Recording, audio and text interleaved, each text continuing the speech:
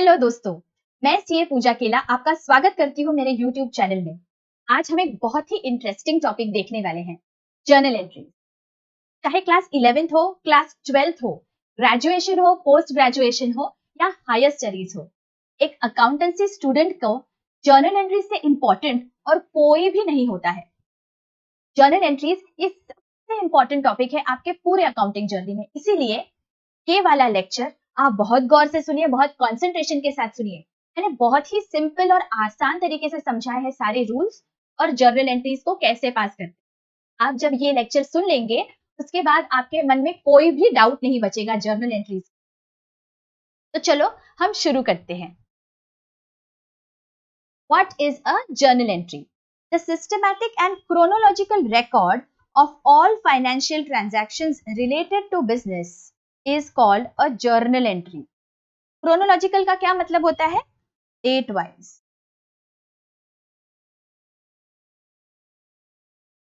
तो ये रिकॉर्ड हम कैसे मेंटेन करेंगे? डेट वाइज मेंटेन करेंगे और ये एक रिकॉर्ड है। अभी आप बोलेंगे कि इसकी जरूरत क्या है? देखिए, एक बिजनेसमैन उसके रोजमर्रा के बिजनेस में बहुत सारे फाइनेंशियल ट्रांजैक्शंस करता है।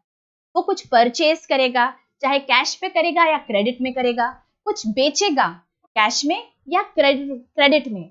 बहुत सारे एक्सपेंसेस होंगे, ट्रैवलिंग के, सैलरीज के, वेजेस के, रेंट के, इलेक्ट्रिसिटी के एंड व्हाट नॉट।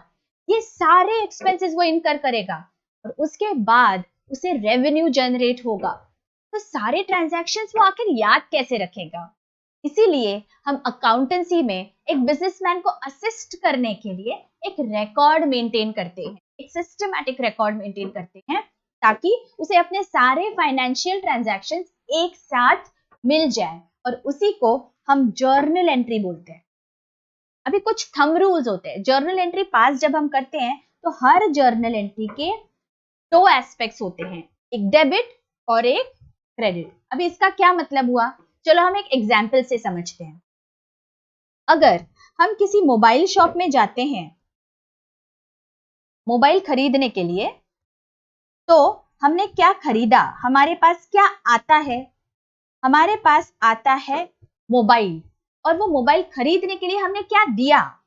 हमने कैश दिया, राइट?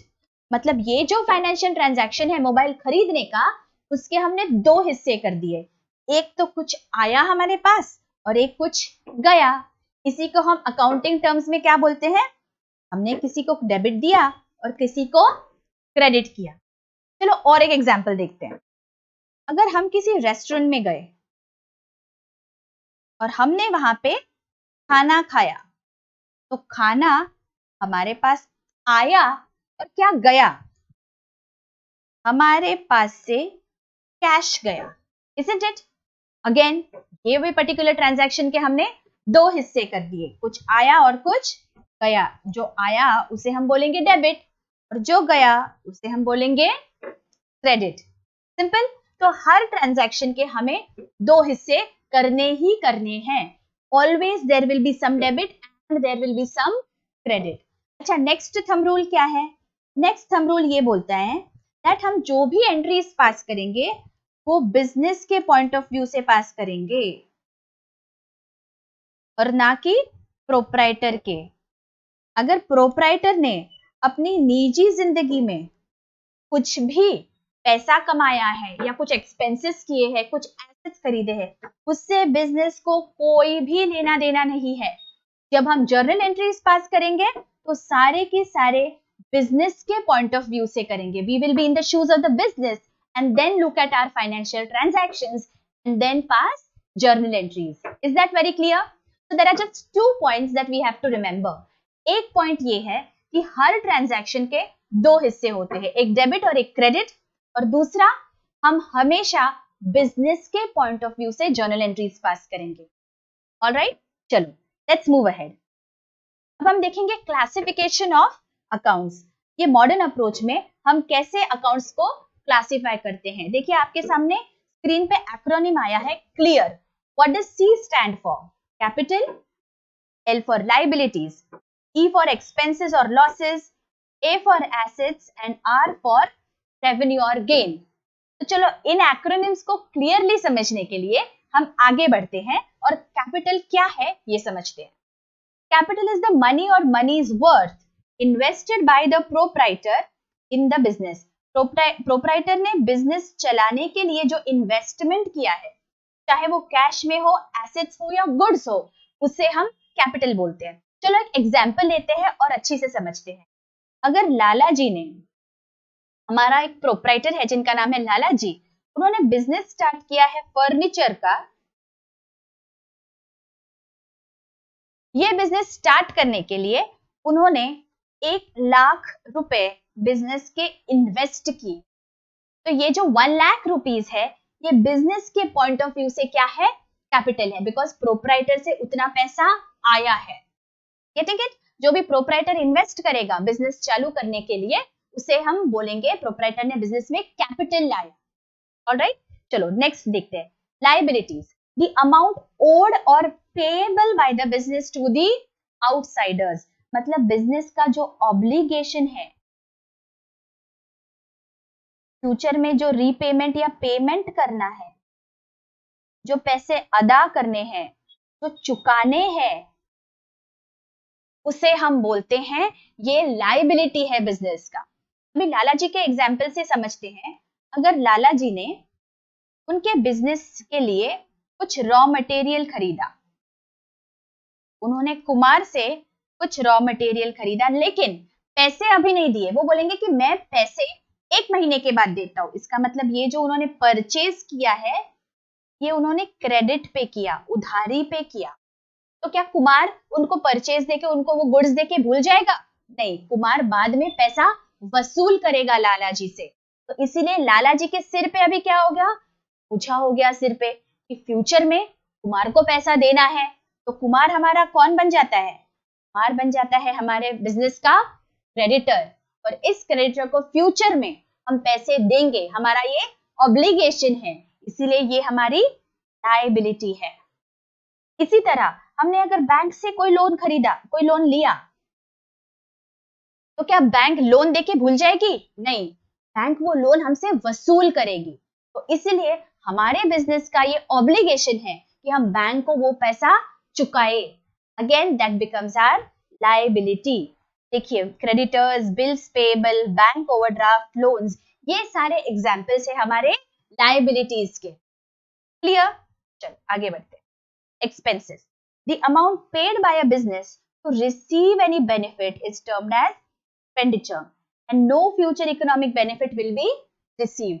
तो इसका क्या मतलब हुआ? जो भी बिजनेस ने खर्चा किया उसे हम बोलते हैं एक्सपेंडिचर। अभी क्या क्या खर्चे करने पड़ते हैं?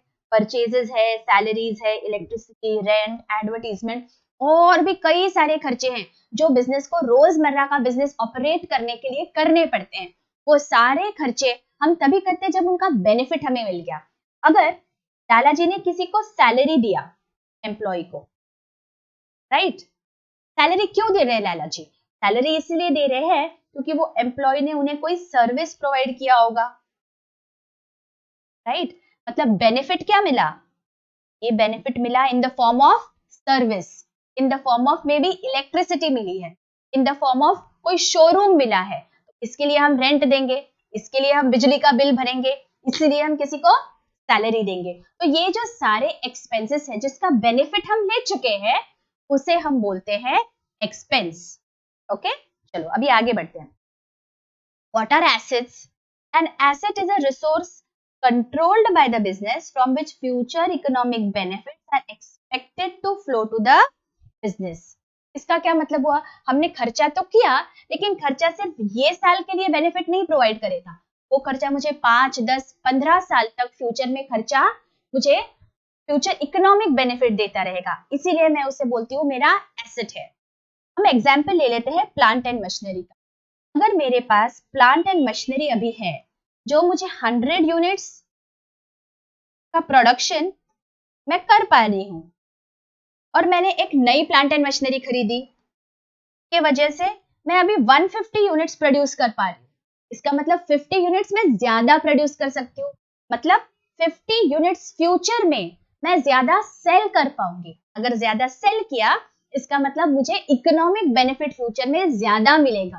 तो ऐसा जो भी खर्चा है, अभी प्लांट एंड मशीनरी से मुझे फ्यूचर में इकोनॉमिक बेनिफिट मिल गया ना ज्यादा, इसलिए प्लांट एंड मशीनरी मेरा एसेट हो गया। Cash and bank, cash and bank मेरा एसेट क्यों है? क्योंकि कैश के वजह से फ्यूचर में मैं जो चाहूं वो खरीद सकती हूँ, है ना? इससे मुझे इकोनॉमिक बेनिफिट फ्यूचर में मिलेगा कैश के वजह से, इसलिए cash will become my asset. देखो कितने सारे एग्जांपल्स है एसेट, लैंड एंड बिल्डिंग है, फर्नीचर है, डेटर्स है, बिल्स रिसीवेबल, स्टॉक है, हमारा इन्वेंट्री है, ये सारे हमारे बिजनेस के क्या बन जाते हैं? एसेट्स बन जाते हैं। अभी नेक्स्ट क्या है देखते हैं। अभी हमारा लास्ट क्या है? Revenue. What do you mean by revenue? Revenue मतलब बिजनेस ने क्या कमाया, जो भी मैंने बेचा से हम बोलेंगे रेवेन्यू। अमाउंट रिसीव्ड और receivable from the sale of goods, services और एसेट्स। जो भी मैंने बेचा, उसे बेचकर मुझे जो भी पैसा मिला, उसे मैं बोलूंगी revenue. Sales, interest, commission, dividend. अगर मैंने कोई सर्विसेज रेंडर की है तो मुझे कमीशन मिलेगा। अगर मैंने कोई किराए पे प्रीमाइसेस चढ़ाए हैं तो मुझे रेंट मिलेगा। तो ये सब मिला के क्या हो जाता है? मेरा बिजनेस का रेवेन्यू हो जाता है। तो हमने देखिए पांच जो भी कैटेगरीज थी उनका क्या मतलब है ये समझ लिया। कैपिटल, लायबिलिटीज, एक्सपेंसेस, एसेट्स और रेवेन्यू। अभी हम आगे उनके रूल्स समझते हैं। चलो, modern rules of debit and credit. अभी हमें ये दो चीजें जो मैंने येलो में हाईलाइट करके रखी है ना, वो दो चीजें याद रखनी है। वो क्या है? कैपिटल, लायबिलिटीज और रेवेन्यू, इनका ओपनिंग बैलेंस हमेशा क्रेडिट रहेगा, और एक्सपेंस और एसेट, इनका ओपनिंग बैलेंस हमेशा डेबिट रहेगा। ये हमें याद रखना है। सिर्फ ये दो चीजें याद रखिए, बाकी का टेबल तो इजी है, बाकी मैं आपको समझा दूंगी। ये दो चीजें याद रखिए। कौन सी दो चीजें? कि अगर मेरे कैपिटल है, मेरा लायबिलिटी है या फिर मेरे रेवेन्यू है, ये सब का ओपनिंग बैलेंस हमेशा क्रेडिट रहेगा, और एसेट है या एक्सपेंस है, हमेशा डेबिट बैलेंस होगा। अच्छा, अगर मुझे कोई क्रेडिट बैलेंस को बढ़ाना है तो मुझे क्या करना पड़ेगा? और क्रेडिट करना पड़ेगा, राइट? तभी वो बैलेंस बढ़ेगा। If I have to increase my credit balance, will credit it. उल्टा, अगर मुझे क्रेडिट बैलेंस को कम करना है तो मुझे ऑपोजिट इफेक्ट देना पड़ेगा, राइट? ऑपोजिट इफेक्ट दूंगी तो डेबिट करूंगी, मतलब क्रेडिट को मुझे डिक्रीज करना है तो I will have to give debit effect. अगर मुझे क्रेडिट को इंक्रीज करना है, मुझे करना पड़ेगा क्रेडिट। जब हम जर्नल एंट्रीज लेंगे तो ये और भी अच्छे से समझेगा। बस अभी आप इस टेबल को गौर से देखिए और समझिए। देखिए, अगर कोई एक्सपेंस या एसेट है, उसका ओपनिंग बैलेंस डेबिट होगा। ऑलराइट, अगर ओपनिंग डेबिट है और मुझे बढ़ाना है उस बैलेंस को, मुझे जाहिर है वापस डेबिट ही करना पड़ेगा, तो ही वो बैलेंस बढ़ेगा। और अगर डेबिट बैलेंस को मुझे कम करना है तो मुझे ऑपोजिट इफेक्ट देना पड़ेगा। ऑपोजिट मतलब क्या? क्रेडिट। तो डेबिट को अगर मैं घटाना चाहती हूँ, मुझे करना पड़ेगा क्रेडिट। ओके, चलो अभी हम देखते हैं कि फॉर्मेट क्या होता है हमारे जर्नल का। देखिए, हम जब जर्नल प्रिपेयर करते हैं तो ये फॉर्मेट जो है टैबुलर, उस फॉर्मेट में ही प्रिपेयर करेंगे हमेशा। चलो let us understand what this format is. Date, particulars, LF. LF मतलब लेजर फोलियो, मतलब लेजर जब हम प्रिपेयर करेंगे, जब हम आगे सीखेंगे लेजर्स क्या होते हैं, एक और दूसरे प्रकार के बुक्स होते हैं जो बिजनेस मेंटेन करता है, और उसमें जो पेज नंबर होता है, इसका जो रेफरेंस है,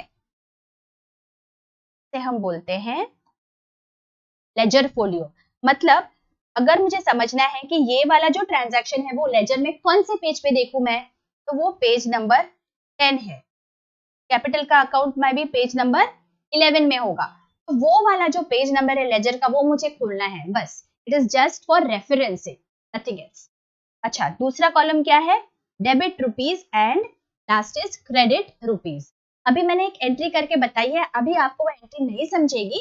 हम जब एंट्रीज पास करेंगे तो समझेंगे, बस फॉर्मेट समझ लीजिए। पहले हम डेट पास करेंगे।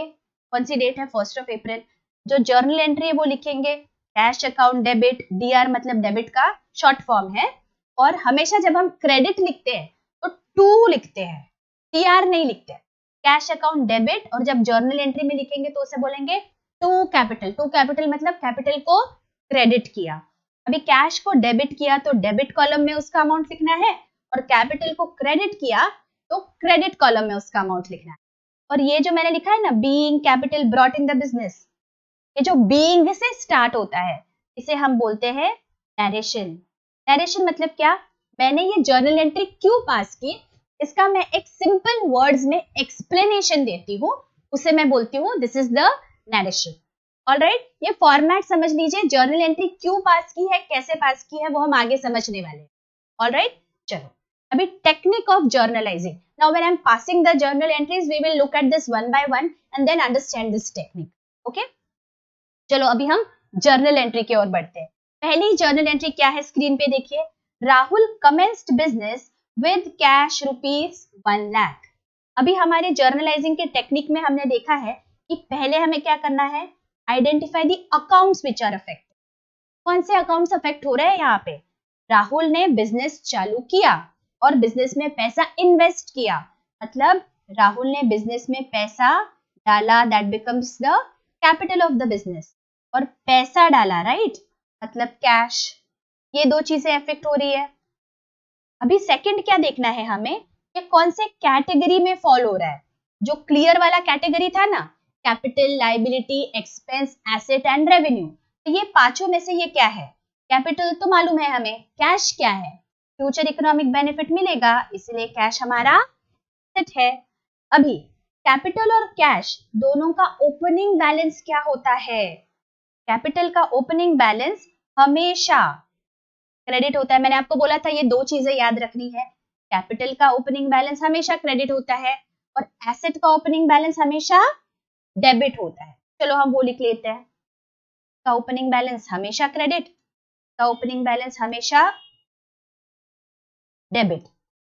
अभी ये टेक्निक में आगे क्या दिया है? टेक्निक में आगे दिया है check whether they are increasing और डिक्रीजिंग, मतलब कैश और कैपिटल इंक्रीज हो रहे हैं या डिक्रीज हो रहे हैं। कैश बिजनेस में आया तो बैलेंस जो कैश का था वो बढ़ गया, तो जाहिर है कैश इंक्रीज हो गया। और कैपिटल भी क्या हो गया? इंक्रीज हो गया ना, बिजनेस में उतना पैसा डाला है प्रोप्राइटर ने, कैपिटल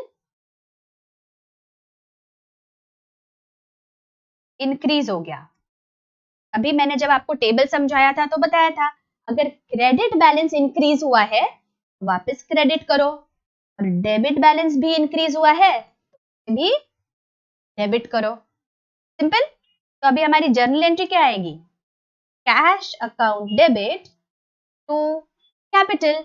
चलो हम लिखते हैं, आपको फॉर्मेट बनाना है और फिर आपको ये जर्नल एंट्री लिखनी है। ओके, आपको बस ऐसे ही नहीं लिख देनी है, आपको पहले फॉर्मेट बनाना पड़ेगा। क्या फॉर्मेट है? Cash account debit 1 lakh to capital account 1 lakh. Clear? अभी आप नरेशन लिखेंगे, being cash invested in business. Cash business में इन्वेस्ट किया है, इसीलिए ये एंट्री हमने पास की है। चलो अभी नेक्स्ट एंट्री क्या है? Purchase goods on cash ₹15,000। कौन से दो अकाउंट्स अफेक्ट हो रहे हैं? परचेजेस के और कैश के। चलो हम लिख लेते हैं, परचेज कैश। अभी हमने देखा कैश क्या है, हमारा एसेट है, और परचेज क्या है बिजनेस का? परचेज इज माय एक्सपेंस, क्योंकि मुझे कुछ बेनिफिट मिला ना, मेरे पास कुछ गुड्स आए हैं, राइट, तो ये मेरा एक्सपेंस है। अभी एसेट का ओपनिंग बैलेंस हमेशा डेबिट होता है, एक्सपेंस का ओपनिंग बैलेंस भी डेबिट होता है। तो चलो हम यहाँ पे ओपनिंग बैलेंसेस लिख लेते हैं, डेबिट और डेबिट। अभी क्या? अभी हमें देखना है ये इंक्रीज हो रहे हैं या डिक्रीज हो रहे हैं। परचेज गुड्स ऑन कैश, तो परचेजेस हमारा बढ़ रहा है, परचेज इंक्रीज हो रहा है। और कैश बढ़ रहा है या कम हो रहा है? कैश बिजनेस से बाहर गया ना, तो कैश हमारा बैलेंस कम हो रहा है। भी अगर किसी डेबिट बैलेंस को मुझे बढ़ाना है तो मुझे उसे डेबिट करना होगा, अगर डेबिट बैलेंस को कम करना है मुझे करना होगा क्रेडिट। तो मेरी जर्नल एंट्री यहाँ पे क्या आएगी? जर्नल एंट्री आएगी purchases account debit 15,000 to cash account 15,000. Narration being goods purchase on cash. आपको ऐसे डॉट डॉट नहीं बनाने हैं, हाँ, आपको पूरी एंट्री लिखनी है कि मैंने गुड्स परचेज किए हैं कैश में, इसीलिए ये जर्नल एंट्री है. ओके, अभी what is our next entry? Sold goods for cash. क्या किया है? गुड्स सेल किए हैं. तो कौन से दो अकाउंट्स हमारे अफेक्ट हो रहे हैं? एक तो कैश है और दूसरा सेल्स है. कैश मेरा एसेट है. हमने देखा कि एसेट को हमेशा डेबिट बैलेंस होता है. और सेल्स क्या है? सेल्स रेवेन्यू है ना, मेरी कमाई है बिजनेस की. रेवेन्यू को ओपनिंग बैलेंस क्या होता है, टेबल में देखते हैं जरा. रेवेन्यू का ओपनिंग बैलेंस हमेशा क्रेडिट होता है. ओके, अभी ये इंक्रीज हुआ या डिक्रीज हुआ ये समझते हैं. सोल्ड गुड्स फॉर कैश ₹10,000, मतलब सेल्स मेरे बढ़ गए हैं, सेल्स मेरे इंक्रीज हो गए हैं. और कैश मुझे मिला है, राइट, तो कैश भी मेरा इंक्रीज हो गया. क्रेडिट को मुझे इंक्रीज करना है तो मुझे करना पड़ेगा क्रेडिट, और डेबिट को मुझे इंक्रीज करना है तो मुझे करना पड़ेगा डेबिट. तो मेरी जर्नल एंट्री क्या आएगी बच्चों? यहाँ पे मेरी जर्नल एंट्री आएगी cash account debit to sales, right. So what am I going to write? Cash account debit 10,000 to sales 10,000 being goods sold on cash. देखिए, ये हमने बेसिक जर्नल एंट्रीज यहाँ पे देख लिए हैं बच्चों, और आगे के वीडियो में मैं एक कॉम्प्रिहेंसिव प्रॉब्लम लूंगी जहाँ पे और बहुत सारे जर्नल एंट्रीज हम डिस्कस करेंगे. मैं आशा करती हूँ कि आज आपको सब क्लियर हो गया है बेसिक रूल्स के बारे में. तब तक हम अगले वीडियो में मिलेंगे. तब तक के लिए गुड बाय, टेक केयर.